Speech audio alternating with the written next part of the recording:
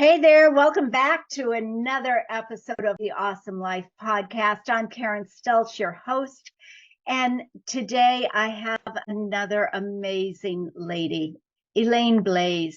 She is a remarkable woman, and because this podcast is for those people who are looking for resources, or maybe you don't know where you want to go. You don't know how to have an awesome life, or how to turn, or where to go. And that's what my guests and I are here to help you discover.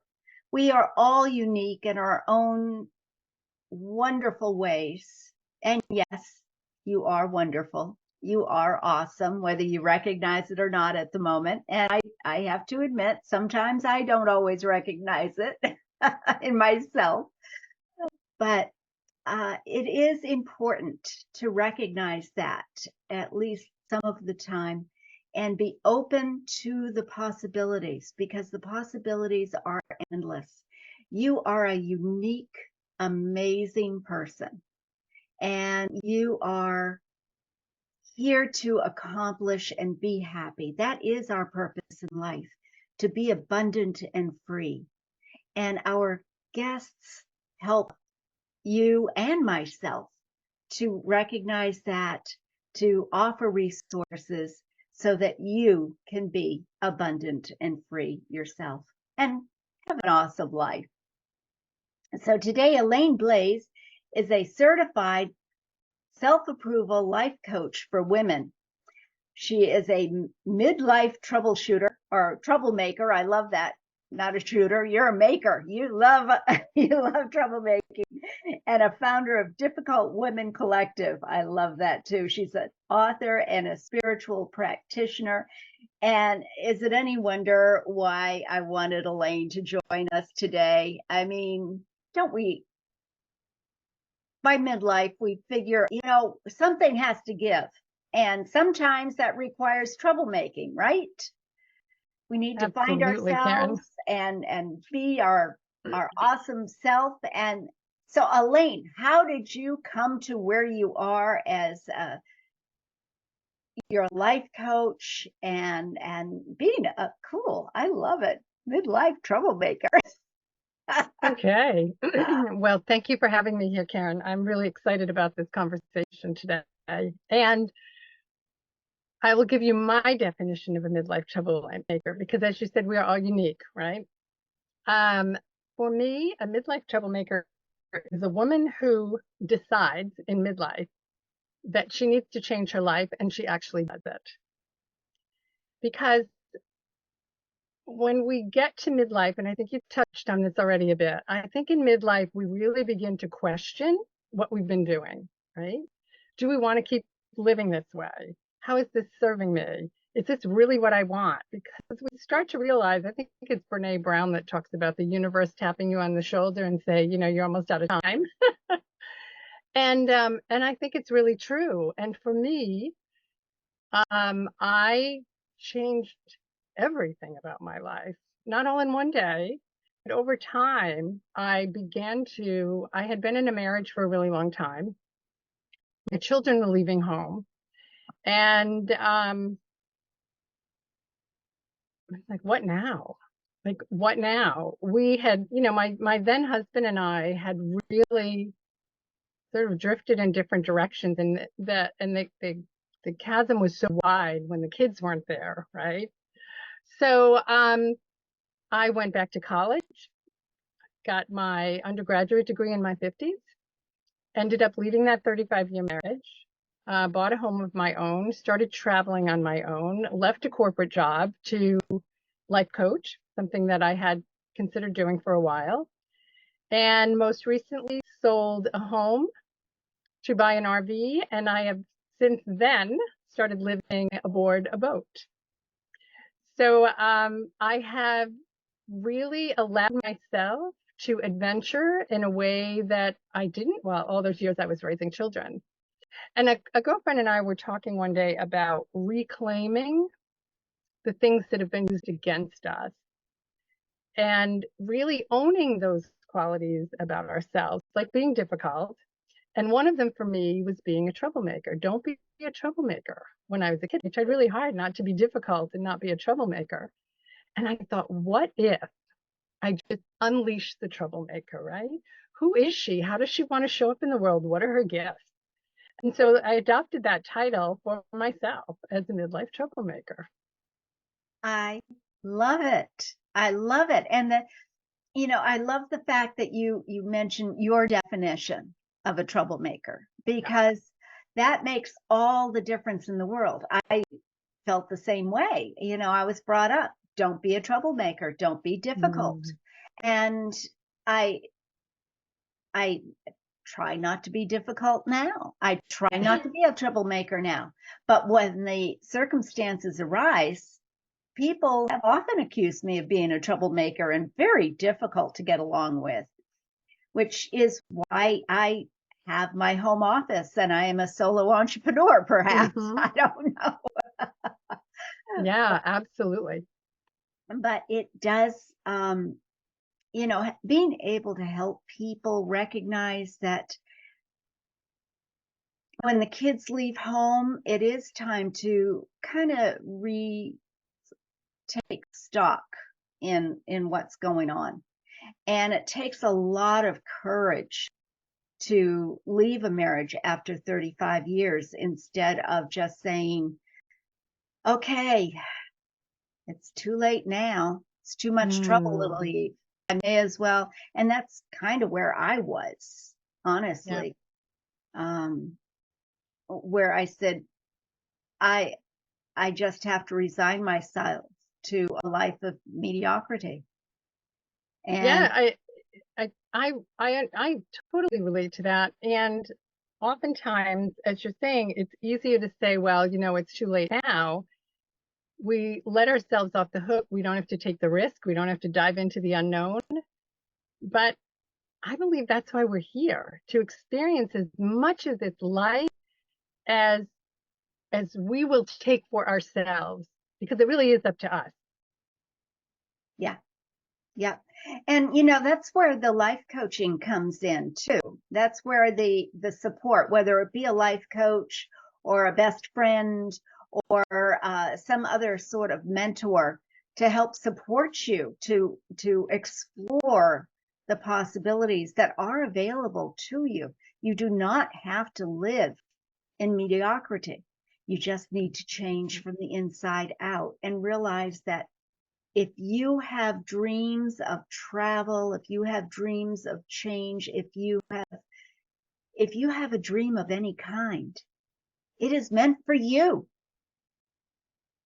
And therefore, you need to go ahead and grab it. And I do use the word need very cautiously, because as soon as we should, have to, or need to, a resistance goes up. But it is important for us to have that awesome life.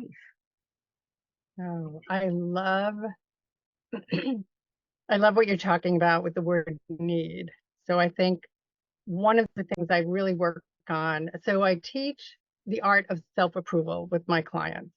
How do you embrace all of who you are?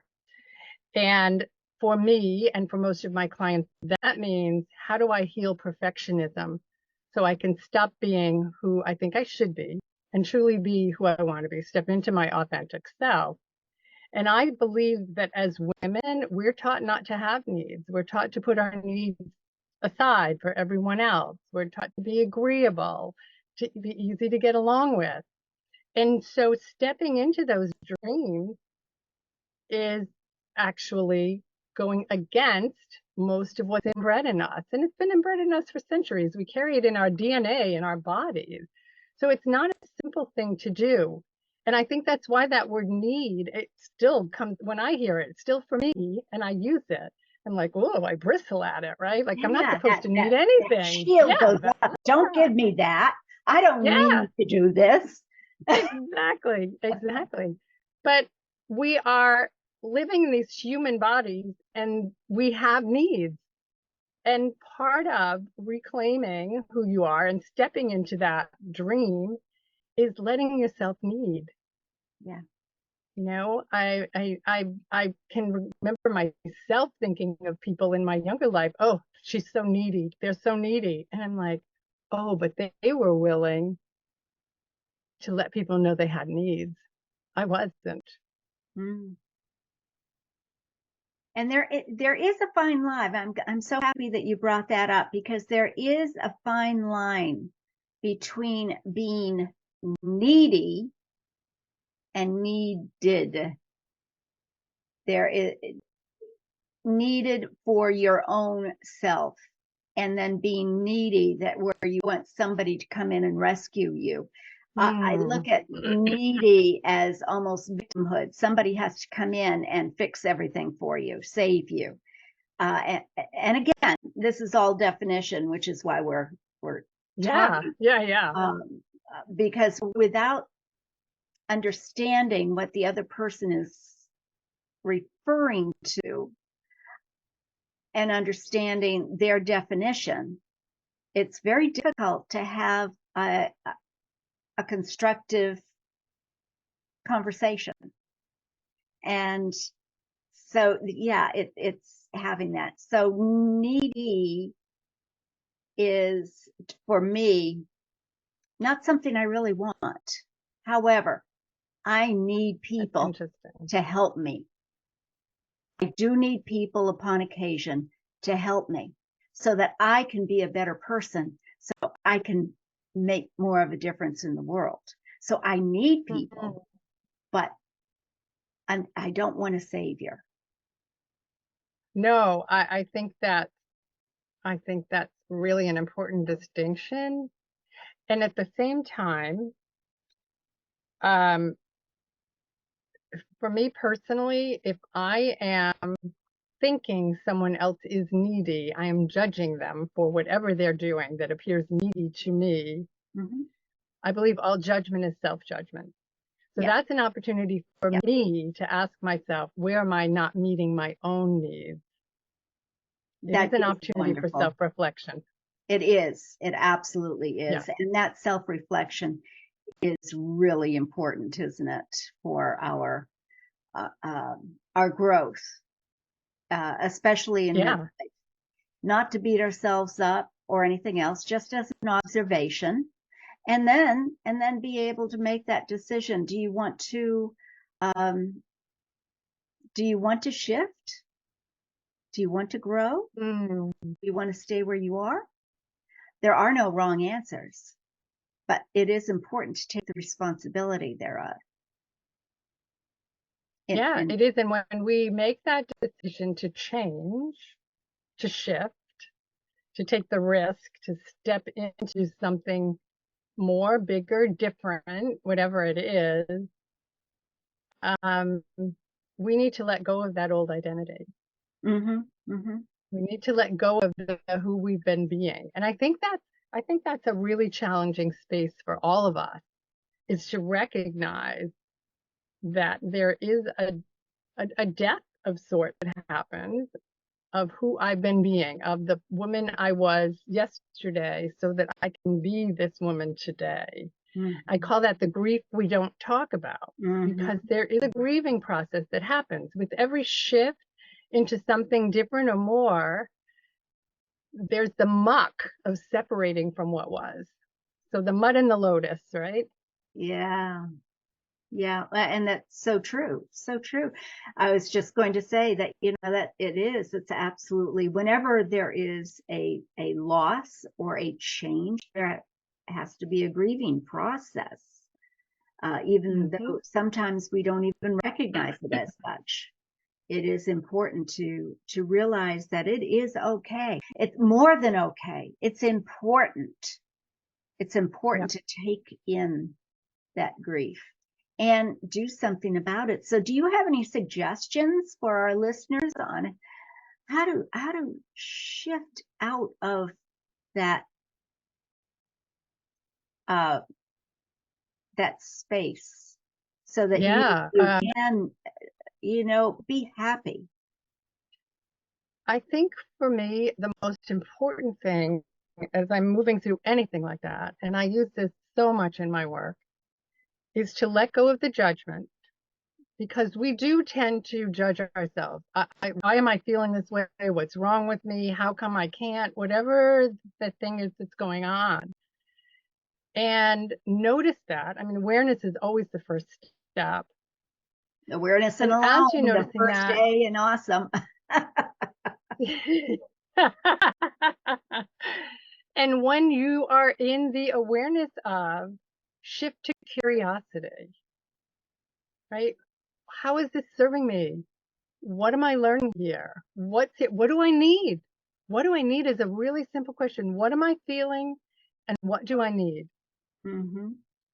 It takes all the judgment out of, it takes all the self-judgment out and allows for what you talked about earlier, expanded possibilities. It allows more to come in. And it is that, and I'm so glad you differentiated that, because there is judgment that we are told, don't judge. And therefore, when we are judging, sometimes there is this negative talk.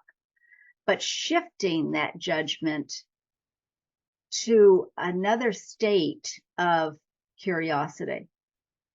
I wonder why. It keeps things more level. I wonder what else is going on. Yeah, one of my favorite things to do in that space. So from a spiritual practitioner perspective, I believe that everything in my life, and I didn't always believe this, so, but I have come to believe that everything in my life, everything that happens is happening for me. Mm-hmm. It's happening through me. It's my life. And it's happening for me. Even the muck, the mud, the messiness, it is all happening for me. And when I remember that, the next question for me is, oh, so what's the greater possibility? Right? This is happening for me. So something is being birthed out of this in my life. What's the greater possibility? Just inviting it. Just inviting it. Not always an easy transition to make, but a very powerful one. Yeah. And then not to dwell on it. Do you find Yeah. you know, just asking the question and keeping aware when the answer shows up? Yeah, because otherwise I'm in the figuring out of it, thinking I have to figure it out, and then I'm right back in the problem, really. Yeah. So, you know, some people call it in your spirituality area. Some people call it let go and let God. Just say, oh, this is happening. I can't deal with it. It's up to you, whoever God is in your world. Yep. Yeah, absolutely. Absolutely. Yeah, that's key. So your kids are all grown and gone. Yes. And what did they think about this adventurous mom that they never knew they had? That's a great question. So I have two sons and a daughter. I think that my daughter thinks her mother has lost her mind, and it's okay. And I think my boys are a little more curious. Yeah, they'll call once in a while and ask me how things are going. But they are definitely all resigned to the fact that their mother is doing what she's doing. And she's happy. Oh my gosh, yes. Yeah. Yes.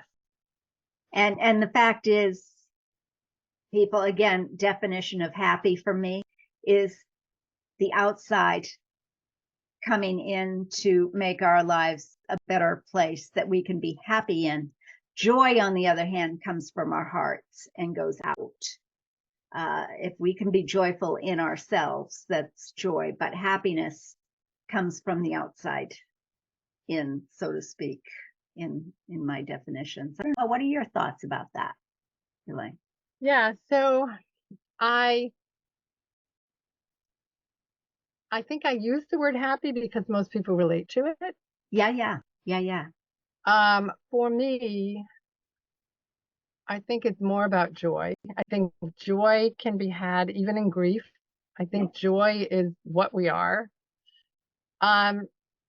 But in terms of happiness, I often go for myself personally to the word aliveness. Do I really feel alive? And that Mm, speaks to what you were talking about earlier, settling for mediocrity, right? mm-hmm, Mediocrity mm-hmm. does not feel alive. No, Mediocrity just feels like, okay, things are fine, everything's fine, right? But having a sense of aliveness, and for me, I can take a walk here. So I live in a boatyard in a marina. And there's a beautiful neighborhood right here. And I once had a garden when I had a home, and I will walk around in the morning with the dog and just enjoy the flowers, enjoy what's in bloom, look at what's in bloom. To me, that is a sense of aliveness, especially to be in nature. Um, so I think we can get really caught up in whether I'm happy or sad, whether things are good or bad. And it's all just life happening. I And so I think that we live for vacation because that makes me happy, or we live for this because that makes me happy. To your point, happiness is sort of external for us. Um, but those things don't necessarily make us feel alive. They don't necessarily bring us joy. I think that is the inside out job. okay, yeah, And so, yeah, definitely a sense of aliveness for me. When I wake up in the morning, how do I want to wake up in the morning? Because I get to choose that, yeah, right? I get to choose if I wake up and go, oh, it's Monday, or if I go, oh, Monday. Okay, what are we doing today? What's the first thing this morning? Or I'm going to meditate for a while, or whatever it is that makes me feel nourished when I get out of bed in the morning. yeah. Something like you say, I love that. Just it makes you feel alive, and that's what we should back to the should uh, be be be enjoying. And you're never too old to reach that place. I don't care where you are in your life and what your circumstances are. You do have the ability to shift, to grow. And when we change and become alive in ourselves, it is kind of, and maybe you have found this, I know I have personally seen almost miracles happen Mm-hmm. Oh, yeah. around me. I mean, unbelievable that Yeah. just just by finally letting go, knowing what I would prefer, but letting go of the um, attachment to it. Oh, yeah. So That's a if big we one. can let go of the attachment, to be committed and not attached, committed to your joy, Yeah. committed to your aliveness without being attached to how it's supposed to look. Yeah, I think that's true about so many things. And especially going back to what we were talking about earlier, right? If you have a dream, follow it. Mm-hmm. It may not look like what you think it's going to look like. Mm-hmm. So, so knowing what it feels like to live that dream, and that we can create that feeling within ourselves. We have imaginations, knowing what it feels like, and then just being in the moment, taking steps towards it Mm-hmm. without being attached to, I think it looks like this. Because we do two things when we do that. We outline in a sense. So as things are happening on the journey, we're probably missing some important things because it doesn't look like what we think it should look like. And we close ourselves off from greater possibilities because we're so focused on something happen a certain way. Yeah. What is it? Robert Frost writing the path less traveled. Take the path less Yeah. traveled. And it doesn't mean you always have to do that, but that's where the adventure is. That's where the life can be amazing. And if you look at everything as an adventure, a possibility, an experience. And just look at it that way, not as a negative or positive experience or adventure or whatever, but to be able to say, hey, I had this experience. I don't think I'd like to have this experience again. Thanks so much. So I'm going to shift things around so that maybe I can avoid that a little bit better the next time. Maybe I've learned. Maybe this is not really what I would like to do. However, then there are other experiences that you try and it's like, dang, like yourself, you're living on a boat. Did you ever live on a boat before? I have never lived on a boat, and I never imagined that I would live on a boat. Oh, what a gift. We both did, my partner and I, a location, a place we wanted to live for a while. And this is how it happened. It ended up being a boat. So you never know. And had I not been open to that, I don't know where I'd be. I'd be somewhere else right now. But it wouldn't necessarily be the place I want to be. Yeah. So, give it a shot. Yeah. You never know. Yeah. You never know. I was thinking as you're talking about life being an experiment, it's all learning. And we get to try things, make a choice, see how they unfold, take that feedback, and then make the next choice. That's what if you think about it, it's what our whole lives have been. And we get so afraid of doing something different. But if you look back at your life and really look back and give yourself credit for all of the things that you've experienced, that you've endured, that you've created, that you've done, exactly how you did them. You learned a little at a time as you went along. What's stopping you from doing that again? Or doing it a little differently. Really are. Or doing it differently or trying something else. Yeah. I know I've had a lot of clients that say, I can't stop beating myself up because I should have done this in the past. I should have said something. I should have stood up to my husband when he did this, that, or the other thing. I should have taken care of that teacher and so on and so forth. The bully. But we need to shift that perspective and recognize what we learned, just like you're saying. What did we learn in that experience?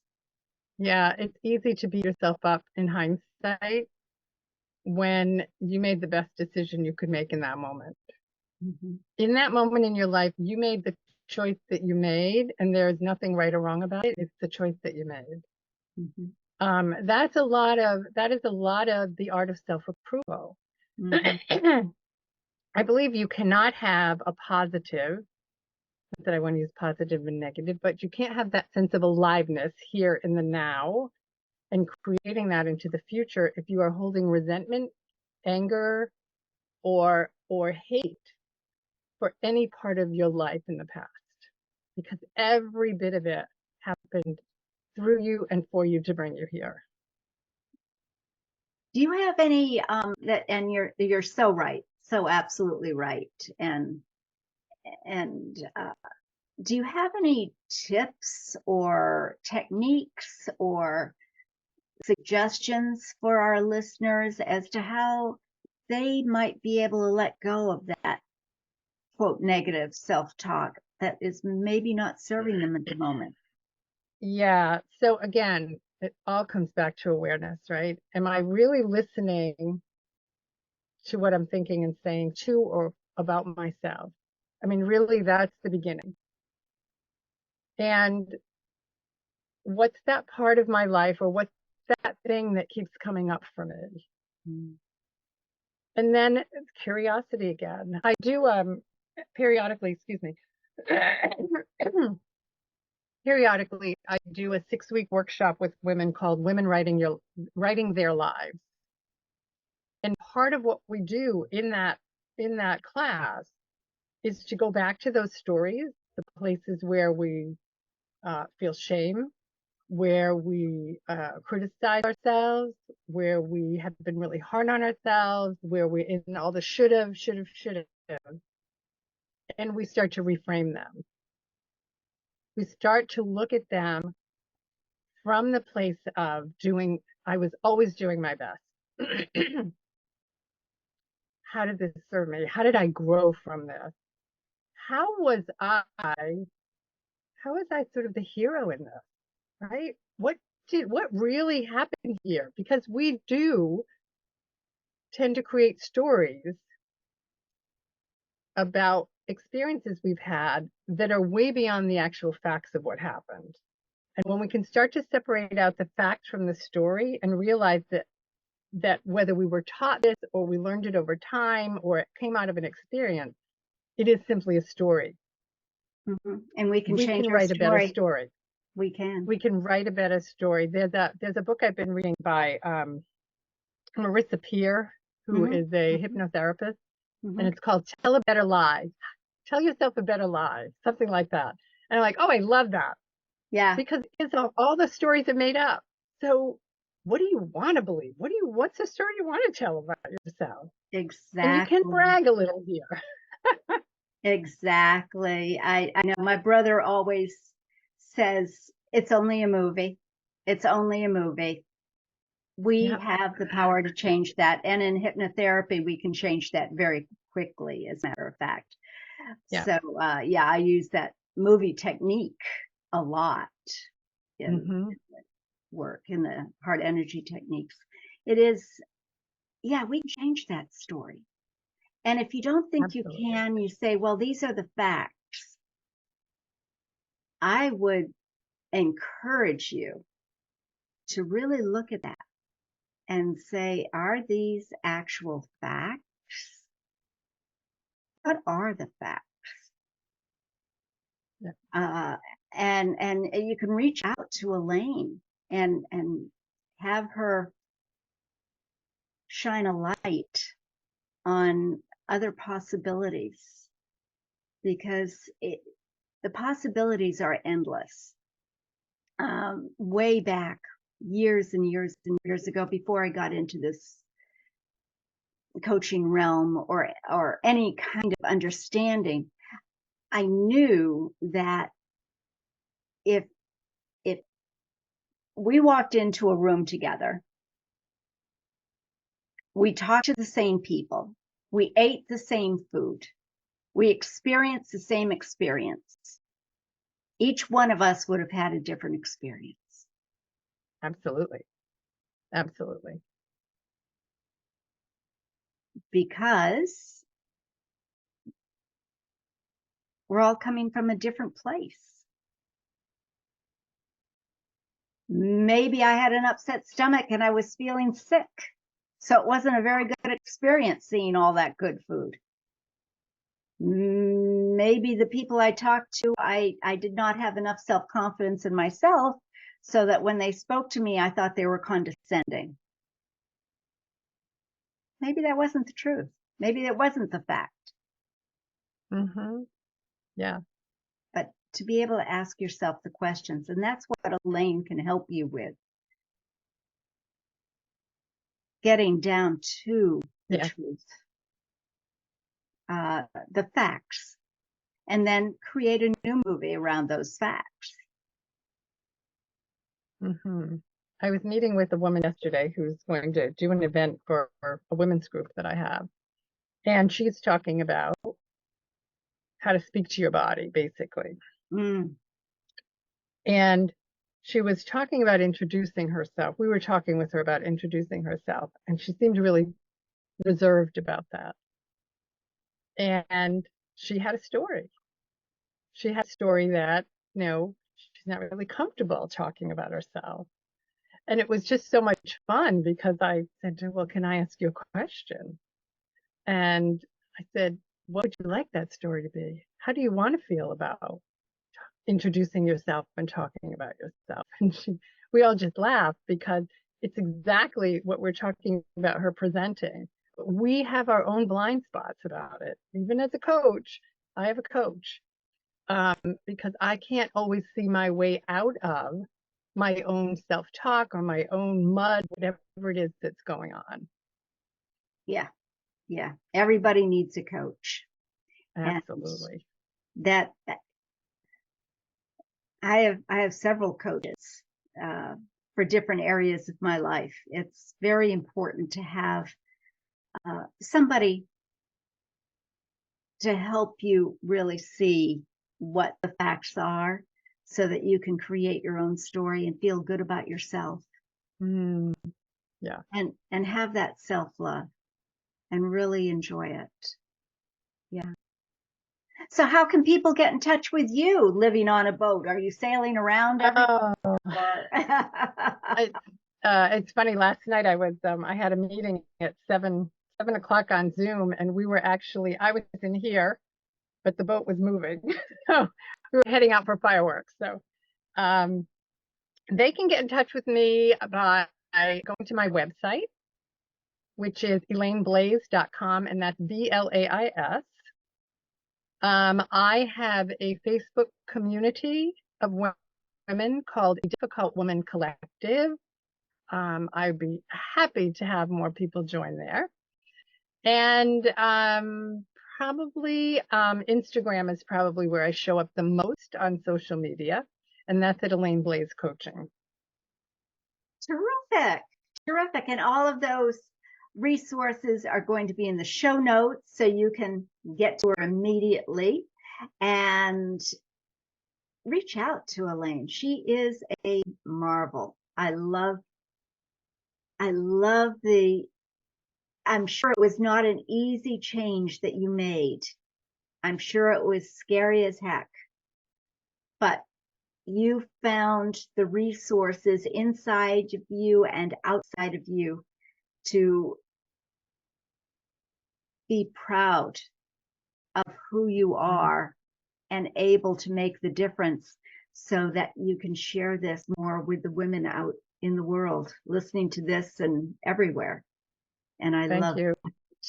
Thank you. Yeah, it is a place of joy for me, truly. I love it. Well, thank you so much. And be sure to like and subscribe and follow on awesomelifepodcast.com. And until next time, everyone, be awesome.